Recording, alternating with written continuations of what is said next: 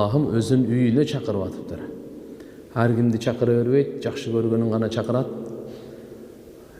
Алла Таалам чакырат, берүү үчүн чакырат. Алла Таала берүү үчүн чакырат. Алла Таала коноктогонго чакырып атат. Ошон үчүн Алланын бергенин алып келейли. Нурлуу жерге кетип атасыздар. Куран түшкөн жерге кетип атасыздар. Пайгамбарыбыз төрөлгөн, чоңойгон, пайгамбарыбыздын көз жашы аккан, пайгамбарыбыз саллаллаху алейхи ва саллям кыямат күнгө чейин эс алып жаткан жерге кетип атасыздар. Бул жөнөкөй жер эмес. Бул жөнөкөй сапар эмес. Бул саякат эмес. Бул эл көрөйлү, жер көрөйлү, тоо көрөйлү ал үчүн эмес. Бул сапар ахиреттин сапары.